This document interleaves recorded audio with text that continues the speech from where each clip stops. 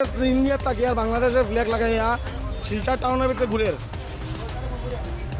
আজকে আমরা বাংলাদেশে কিরমভাবে আমরা সনাতন হিন্দু ভাইদের বোনদের কিরমভাবে মারামারি হন কিরমভাবে করে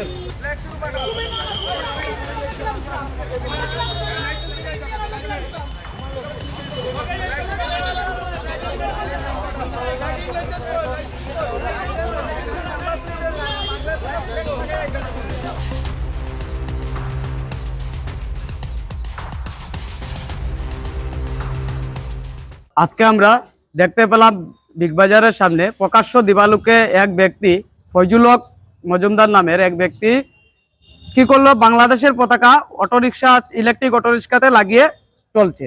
তাই স্থানীয়রা আটক করেছে। আটক করার পর দেখা গেল ওর কাছে আইডি প্রুফ নেই এবং বর্তমান সময়ে পরিস্থিতিটা এইভাবে চলছে যে কিছুদিন আগে আমরা দেখেছি বাংলাদেশে হিন্দুদের উপর নির্মমভাবে হত্যা করা হয়েছে এবং আমাদের যে ভারতবর্ষের পতাকা বাংলাদেশের ইউনিভার্সিটির সামনে লাগিয়ে কি করলো, স্টুডেন্টরা পায়ে হেঁটে হেঁটে চলাফেরা করেছে, অপমান করেছে আমাদের ভারতীয় পতাকাকে। শুধু স্টুডেন্টরা নয়, বাংলাদেশের প্রতিটি মানুষ যেভাবে আমরা ভারতীয় পতাকার উপর অপমান করেছে তা ভারতবাসী সহ্য করতে পারেনি।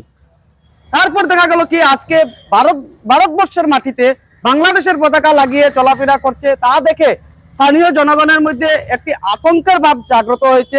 আতঙ্কটা হলো কোনো ধরনের হতে পারে সামাজিক অন্তর্ঘাত, সামাজিক কোনো উশৃঙ্খলা সৃষ্টি করার চক্রান্ত চলছে, বা হয়তো হতে পারে কোনো ধরনের দেশ বিরোধী কার্যে জড়িত আছে।